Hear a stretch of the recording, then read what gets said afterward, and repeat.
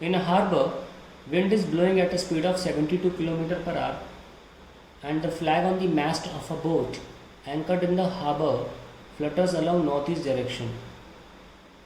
तो रुकी हुई एंकर्ड है, एंकर्ड का मतलब होता है रुकी हुई। ओके, रुकी हुई शिप जो है उसमें जो झंडा लगा है वो नॉर्थ ईस्ट डायरेक्शन में मूव करता है। भाई अगर रुकी हुई गाड़ी में कोई झंडा लगा होगा और वो फ्लटर कर रहा है किसी डायरेक्शन में, इसका मतलब वो विंड की डायरेक्शन को दर्शा रहा है। ठीक है, अब बारी आती है, if the boat starts moving at a speed of 51 km per hour to the north, what is the direction of the flag on the mast of the boat. अब अगर चलने लग जाएगी तो अब झंडा किस दिशा में मूव करने लग जाएगा। तो पहले तो हम बात करते हैं, पहले हमें एक्सिस बना लेते हैं, ज़रा प्रॉपरली दिख जाएगा नॉर्थ साउथ ईस्ट वेस्ट। तो ये नॉर्थ साउथ ईस्ट और वेस्ट, तो eight a speed of 72 km per hour।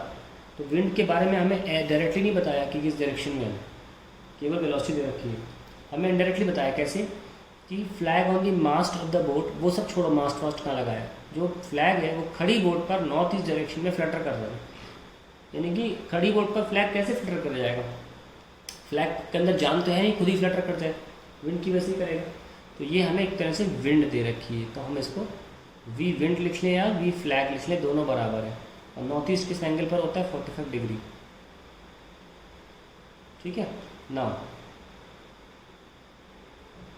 अब क्या हो रहा है, if the boat starts moving at a speed of 51 km per hour in north, तो बोट ये चल रही है। अब इतना बड़ा हमने 72 बनाया तो छोटा ही बनाना 51, थोड़ा सा स्केल के अकॉर्डिंग 51 ऊपर जा रहे हैं, जे ले लेते हैं, let us take it as जे।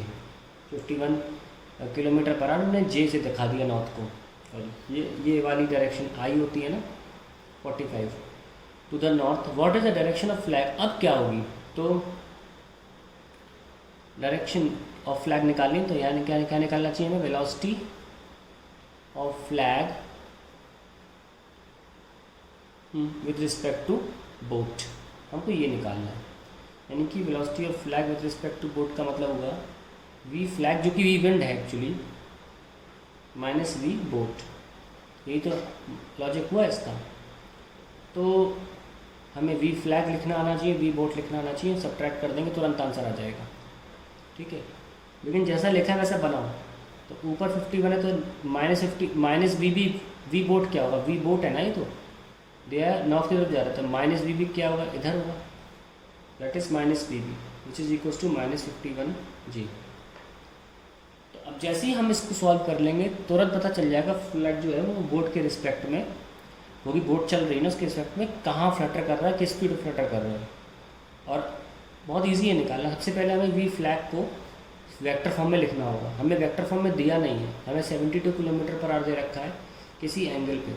और ध्यान सुने, बहुत ध्यान से, वेरी इंपॉर्टेंट टर्म, एक न्यूमेरिक वैल्यू दे रखी है और एंगल दे रखा है, वो किस एंगल पर है। इससे हम कैसे वेक्टर फॉर्म में लाते हैं, ध्यान सुनिए। इस वेलोसिटी के दो कंपोनेंट है, एक हॉरिजॉन्टल और एक वर्टिकल, यही दोनों मिलके ये आई कंपोनेंट और जे कंपोनेंट, इसको बनाते हैं।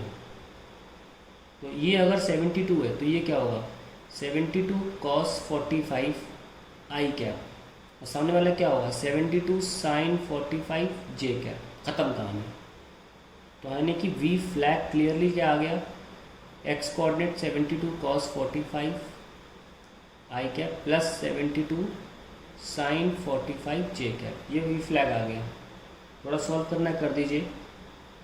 72 इंटू 1/√2 आई कैप प्लस 72 इंटू 1/√2 जे कैप, इसको हम लिख सकते हैं 36 इंटू 2, 2/√2 √2 होता है, 36√2 i cap plus 36√2 j cap.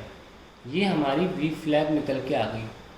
ठीक है, और बात करें -51 है, तो हमारा फाइनल आंसर जो है वो यहाँ बता देगा।